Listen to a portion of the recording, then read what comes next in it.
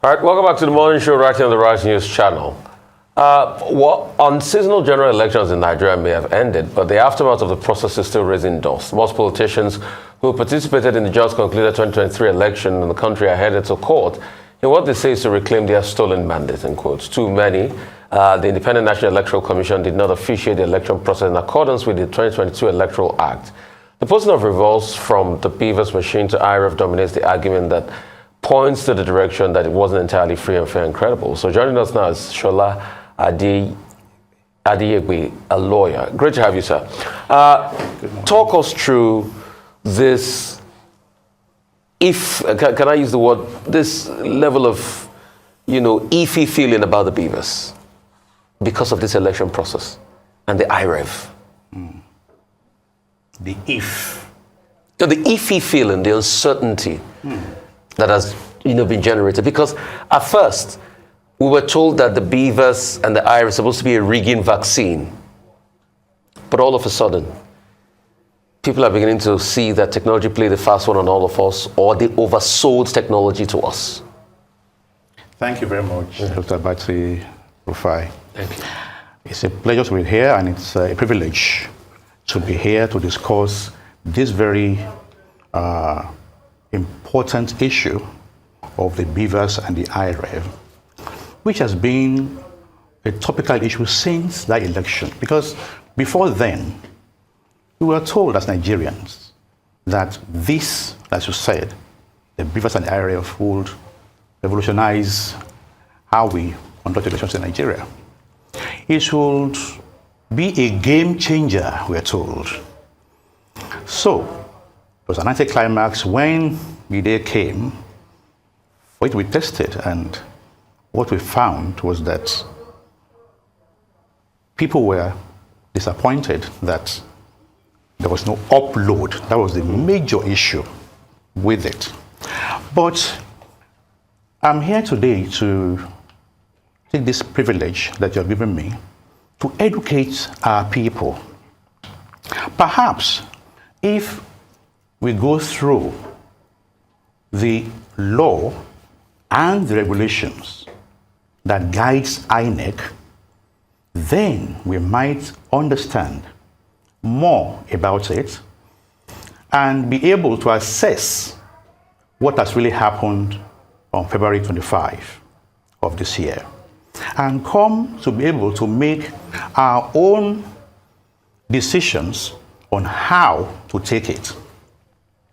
So I would like to pull up for our viewers the slides I have prepared with the first one. So I'll be speaking to Nigerians on how the BVAS works and its role in election integrity. The next slide, please. You see, where were we before now? The first laws of election came in the year 2002, and it took 20 years to get to where we are today.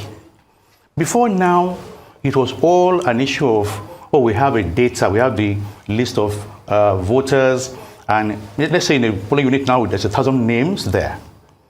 And even if only 100 people show up, eventually, some people who are that minded will be able to stuff that box with names like up to 900 names from the list, because they have the list with them, and they will say, those ones are voted.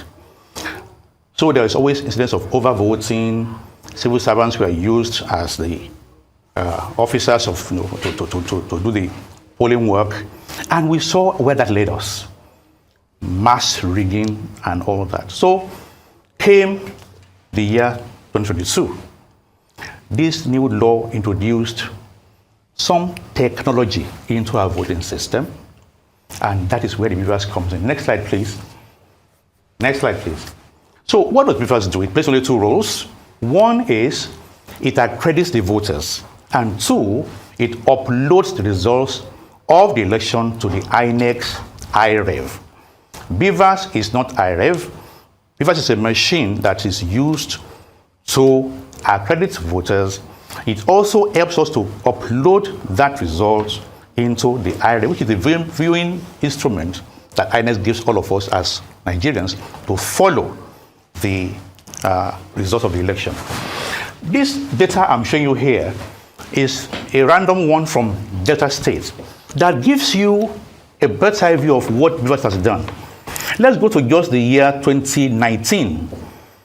For there, Ethiop West local government had a list of voters of 62,000 people. Ika North had 67,000, and Warri Southwest has 139,000 people on the list. But this year in February, with the BVAS accrediting voters, that same Ethiopia that had 62,000 people now had 5,403. Ika North now reduced from 67 to 16,000 people, and amazingly, Warri Southwest, 139,000 people to 3,183 people. That is one big effect of the BVAS machine. So we have integrity now when it comes to those who vote. Because of what reason? Before you are allowed to go near that polling unit, you must present your PVC, and without that, you can't even vote. And once you have now voted, the BVAS records you as having voted. You are the only ones who are now in the list of voters for that polling unit. Nobody can now come later to add one more name. If the polling officer, when he is counting the ballot papers, discovers just one number above what the BVAS has recorded as the people who have showed up, the PO by law must cancel the election of that polling unit. It is that serious for us. So that is how the BVAS works. For now, let me stop there. Maybe you have other questions to ask me. Okay, I wanted to ask you about Delta State. You're saying the reduction in the number of voters is as a result of the BVAS effect. Well, what if there are other factors involved? There was violence in Delta State. There was voter suppression, as was the case in other parts of the country. So to say it was BVAS, which in fact did not work in many places, would be a very difficult argument to sell. However, the question that I think concerns many Nigerians is that, okay, INEC promised to use BVAS and use IREF. They even used the phrase real-time. They would transmit results to the viewing portal. The INEC did not say so. What exactly does the law say? Does the law anywhere state that INEC must use technology? Or what the law says, in the Electoral Act specifically, is that INEC can determine its own mode of transmitting results. The law, does it say real time? I don't think it says so.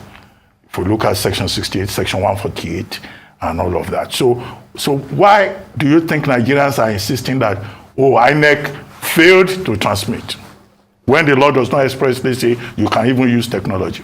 Yes. And that is why we need to educate ourselves, because whatever has happened today, also, as we have seen it happen, we also have to understand it aright. And that, to me, is why I'm even here at all. What does the regulation and the law say? And what really happened on that election day? The law says that on voting, on the end of voting, the polling officer has to transmit that result to the collation center of INEC. He must upload it by BVAS to IREF for all to see. He must take, number 3, he must take the BVAS and the election results to the ward, and from there to local government, from local government to the state, and from the state to the national, if it's presidential election, to the national collation centers. Before that is done, you sign that Form EC8A. The polling officer of INEC will sign it. The reps, the agents of parties will sign it and take copies for themselves, which they are expected to also transmit to their own situation room in their offices. Then we move to the word. What does the law now say about where you collate and the word? The regulation says you use the document from the last place. The last place is the polling unit. And the last document is the Form EC8A that's been signed by all parties and the police, the agents of the parties, and the INEC officer. And all of that is manual. All of that is manual. It's on a paper.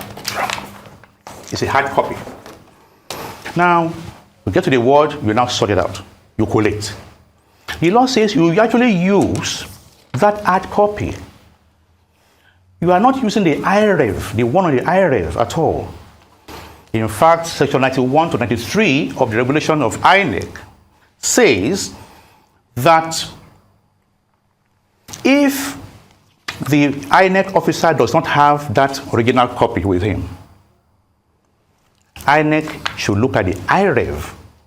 That's the secondary evidence they will look at. It goes further. If the one on the IREV is not also there, so it foresees that it may not be there as well, then the INEC will use the photocopies of what is with the agents of the parties or the police for the collation. In other words, it is the Form EC8A that forms the building block of collation, not even the IREV. That is why when the agents are there in that meeting of the INEC in the ward, local government, state, and national levels, agents will be asked, are you okay with what is being read out? You say yes, and we move to the next place. So it is the original paper that is used. We are not yet at what is called electronic voting.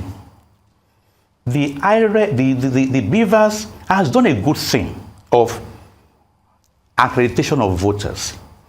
At least it reduces the issue of overvoting. It also, to that extent, it has done wonders. Even in this election, it did wonders in both the presidential one and the subsequent ones we had. For uploads, important as it is not the only way to checkmate whoever wants to manipulate results. Indeed, what has happened today is that people have shown that many documents on the IREV are rubbish. You can post even pictures of birds and flowers onto the IREV. How do you show that that is what is on the IREV is false? It is still a reversion to the hard copy with you. So it is that hard copy that is the key, that is the test, really, of what is genuine. And really and truly, parties have the answers to the results of the elections by Sunday morning because their agents would have sent that original paper from EC8A to them. So they have the answer to this result. Oh, sorry to come in. Then why did INEC go to Chatham House, went everywhere to say the IREV will work? And second question, why was the transmission easy for the Senate and House of Reps election, but only the presidential election was not? So why did you do 2 out of 3? Why was only this presidential election? Yes. And why did INEC tie the IREV, as a secondary body to be able to store information on? Because in the case where you don't see it, and based on what you said, I remember I think there was a dispute in one of the states in the north, and one of the electoral officers was saying, okay, we'll go check the IREV, what was posted on the IREV. So if you can put that out, then why did you put it out there without using it? Yes, thank you very much, Rufai. Let us make it clear to Nigerians today that it is not as if INEC did not upload. The upload started on the day of the elections. It was just late. The first... no, they didn't upload until about 10 p.m. 10 p.m. 10 p.m. on that day. So there was no upload. So upload started about 10 o'clock. So let's get it right. There was no, because what they were saying was, as elections were happening, upload ought to be going on, as polling unit worker, but upload didn't start until 10 p.m. In fact, I've seen a video where the INEC chairman said they will upload real time. So why was that not done? I also heard other officials say they will upload live. Yes. What Because other uploads were going on live. Senatorial was being uploaded live. Yeah. House of Rep was being uploaded live. What really happened? Why presidential? Their own explanation has been that they had a glitch. The technical glitch that did affect the Senate, Senatorial, Oh, yes. and the House of Rep. Oh, yes. Yes. I'm not here to defend INEC at all. I'm here, like I said before when I started, to educate Nigerians.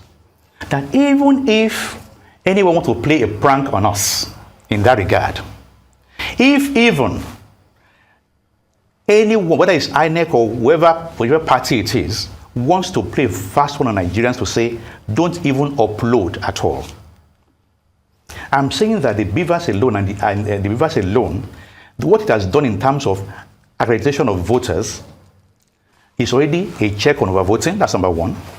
And the fact that parties have access to the copy of the election results from the polling unit. You see, power now belongs to the people of Nigeria because the power is now flowing from the polling units, from those 176,000 polling units across Nigeria. That's where people are deciding the fate of who becomes the next governors of Nigeria. We should take this into our hands. The 93 million people who have been given official PVCs, 87 million people took their PVCs into their hands. Only a few showed up. Of those 87 million people who have PVCs collected, 70 million are youths from age 15 to 40. They should have come out. Who are the people who are managing the polling units? Youths. Who are the people helping those polling officers? They are NYC people, youths. They have a say, and I'm calling them out now that please, in forthcoming elections, youth should play their role well. They should come out and vote and exercise their rights.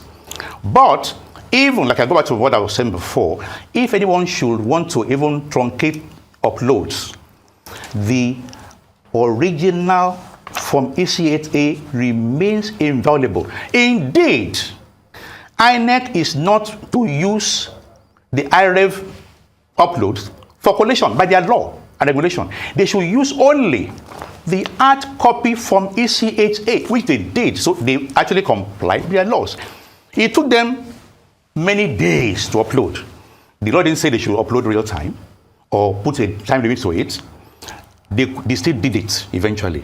So they also again did what they should do, only that was late, due to what they said was a glitch. So how do we rate INEC? We should look at that from EC8A, which they used. With the mutilations and the contritions on the forms? If you do that, you know what happens to you?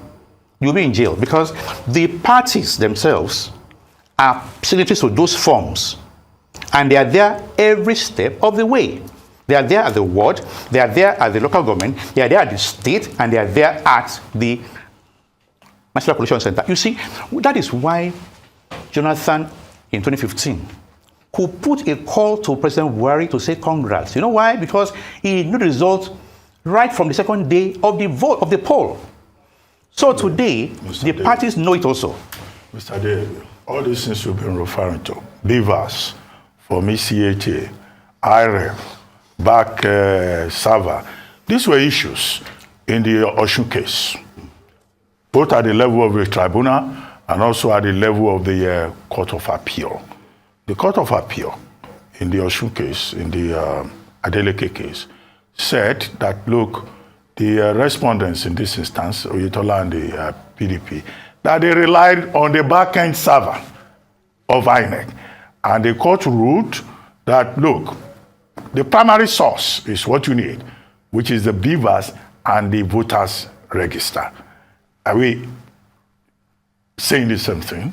Indeed, we Can we use the Osun case to further illustrate? Maybe it will be easier for people to understand. You see, I also heard it that, I'm not a technical person, but I know from what I've heard from technical people, the BVAS machine, when it is recording the people who have come to vote, who are being accredited, when it is on a quiet mode, let's say 150 people have come to vote, And by the time the BVAS has recorded 100 people, bless you, Rufai, and it goes into a sleep mode at 100, but 150 eventually were accredited. If you go into the server of INEC to say, print me those people who have voted, you will be given a printout that will show 100 names. By the time you put back on the BVAS to refresh it, the 150 names will come up. And that will now solve the issue of the discrepancy between 100 and 150, because you will see that 150 people actually had their ballots in that box, but the report you got from INEC shows there are 100 people who have been accredited. You now say, that's overvoting by 50. But that is easily resolved again by technology of this same BVAS to resolve it for you. And that is why today we had the decision of court eventually in what happened in Osun State. So really and truly, when you look at how the BVAS works, it has done well. For the presidential elections, it failed us in the second leg of what it should do, which is the upload, because it didn't do it fast enough. But for accreditation, it still worked very well. And for the second leg of, and again, the upload is not the validation of result, because that is the impression being created out there. The impression Nigerians have is that upload is seen as what validates the election, whereas the purpose of the upload is for information and record keeping of INEC. Is that information? Not a validation? Information of Nigerians, because when you have voted at the polling booths, you get home or to any location. Because in the, I now remember the statement, in the Adamawa case, there's some local governments, and they have, it was the BVAS they referred to. Yes. It's by modal. So is that not still validation? Fantastic. In the Adamawa case, it was used for validation. I agree totally. It can be used. It can be used for validation. It can be used for cross-checking. It can be used for information. But it does not validate, actually. It's not the validation issue. You know why it's not validation? Because INEC does not even use it for collation. It is the original Form EC8A that is used, not the one on the IRF. No, not at all. Okay, I want to bring up other issues so that we go beyond the BVAS. This BVAS, we spent many months on it with Mike Igbene on this same program. But now it's election petition season. INEC says it's going to spend about 3 billion to prosecute election petitions, over 100 already. INEC said it spent over 300 billion on the election. But some lawyers are even saying 3 billion is very small money. And we joke that it's chop time for lawyers, election petition lawyers. Anyway, that's not where I'm going. I'm going to the timelines. Election petitions, yes, they are complex, they are contentious, but there are specific timelines under Section 285 of the Constitution. Now, some people are saying that is a problem because it creates an opportunity for people to be encouraged to rig elections. And that's why we keep hearing everybody say, just win by any means. Once you have won, election petitions are sui generis. It will be difficult to take that certificate of return from you. Yeah. So some people are arguing that, okay, if that is the case, is it possible to do something about that Section 285? So that, you just leave it open. You don't say, as the law says, that you cannot extend beyond the 180 days. What do you think? Some people are also saying, however, the petitions should be determined before inauguration so that the electorate is not presented with a fait accompli. If a man is elected president, he's already been sworn in, he has established his cabinet, he's already running fake meeting, and then the case is going on in court. After the 180 days, you now say, oh, leave the office. That's why people say, don't bother. Election petitions in Nigeria, we have not really worked out the jurisprudence. But what do you think? I think that we should strive to settle all petitions before inauguration, especially when it concerns the presidency. Because after being sworn in, the person becomes an incumbent. And the power of incumbency can never, ever be underrated. For that reason alone, I will support the Justice Way's report that also suggests something like that we should strive to settle all petitions before inauguration. That should be best practice, not allow it to spill away. Because even this one that we have now, you can still appeal and have two more months to determine the appeal on the 180 days. So that is a bit too long. So you are saying that many of the people who have gone to tribunals, they are at a disadvantage in terms of fair hearing because the law creates that situation. The law only gives you the upper limit. And we should get to the point in Nigeria where we should do what is right. If I was told to be here for a 10 o'clock program, I got here for 9 because I know that if anything may change, you may also say, look, I'm ready for you now. Or anything else can just happen. I should be here to rest and relax before the program. So if I'm given as adjudicator 180 days, I don't have to wait for 180 days to decide. I can decide in a month. I can decide in 30 days. Because the issues are going to be quite clear. They're in writing. The petitioner will state his own case. The respondents will state their own case. And you look at it and decide. Look at the case law, look at the arguments, and then decide. You don't have to wait until the last day. It will be best practice to do what is right within time, not at the extreme. Even the people who are also making their own cases also waited. They are given 21 days or so to file. Yes, they waited till the last day. Why should you do that? No, but that was because they didn't give them the chance to be able to, inspect the materials. And we remember how that went.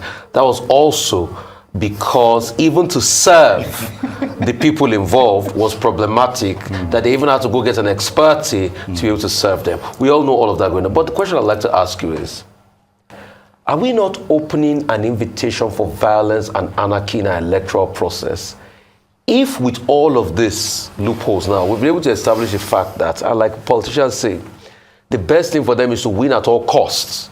And they know that when they go to tribunal, because it is the burden of proof is on the person taking you to tribunal, it's almost difficult to overturn. So they do everything, including violence, to kill and win at all costs. Is that not subversion of the electoral will of the people? Yeah. So are we not setting a bad precedence? Because if that's the case, some people will argue that not anybody has a monopoly of violence. Is that the society where we ought to be building, or we ought to be building a society of transparency? Okay, you see, let me just address that question by saying that the laws themselves do not guarantee compliance. The human beings themselves are the ones who do that. The United Kingdom has what we call an unwritten constitution, but it's still being followed by people that we call honorable people. Now, you can have 1 million laws, you can have tons and tons of electoral laws. If you're not willing to follow it, if you're always thinking of how to subvert it, you will actually succeed because that's your intention, even from day one. So from the drafters to the people who are going to implement it, they are thinking of how to circumvent it. So we must all address the individual in Nigeria. Do I want good for my country? Am I willing to be that good Nigerian who want to make things work? Without that, nothing will work. So what we have today is actually great law. The electoral law today is great. The BVAS is great. The IREV is great. The fact that parties have photocopies from the polling units and they can scan it with their phone to their own situation room is great. By that same evening, by midnight that day, you have the result in your hands. If you have able people working for you, so it works. Some people will say that if you are not forced under duress to even sign the sheet in the first place. Again, how many can you do out of 176,000 polling units in Nigeria? You can do that. You can do that. You can win. Then you'll be caught. People will tape you. People will record you. It will be seen. And we saw many of them today. In Rivers State, Mr. Peterson came to the station to showcase such nonsense that people put on IREV. It will be seen that, you see, many people don't know yet this BVAS and the IREV, how they work. I give it 2 more election rounds. All that will stop because they will know that it is futile. If you do it, you will be found out. No, people are getting away with it. They can't get away with it. Okay. Well, it's not everybody that believes that everything is great about our electoral process. Since it's now post-election and we're dealing with petitions, one, under election petitions, you are required to just demonstrate that there has been substantial compliance. Will you say that in this election, there has been substantial compliance? 2, the presumption of regularity is structured in favor of the Electoral Commission, INEC. This same INEC that people are protesting and condemning and saying that INEC dropped the ball. Will you say that that is fair in determining election petitions? And 3, the burden of proof. Some people are saying, look, the burden of proof on the petitioner is too heavy. Why not ask INEC to come and prove that he's able to do well? So there are persons who have raised such questions. So to that extent, will you say that everything is great with the process? Thank you very much. I want to reiterate the fact that we should look at the individual. When I say great, great, great, I'm not meaning to pander to anybody, INEC or whoever, but to say that the regulation, I'm a lawyer and I'm talking of the regulation actually. The regulation and the law itself is what I'm saying, I'm extolling as well thought out, as great. But the operators, INEC and other players may not be that great or honorable. That again, I cannot say. And about whether INEC has complied substantially remains in the hands of the tribunals to decide for us. It will be sub judice for me to come on here and be saying that INEC complied substantially. And for INEC, I want to support, I want to draw from what a learned senior has said right before now, that we may also begin to see INEC as coming forward to just give evidence and not be made a party.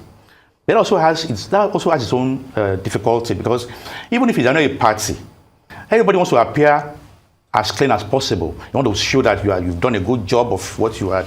But INEC itself can be unbundled. What do I mean by that? I mean, they do everything now, from logistics, moving people around Nigeria as a whole, printing of the ballot. All that can be broken to other bodies and let INEC do the oversight of the election itself. Okay, and not always reports. Yeah. Those are the things I've drawn from that as well. So these are the things I think we should look at now to make things better for us. Okay, I think let's drop it there. Thank you so much for your time. Really appreciate you.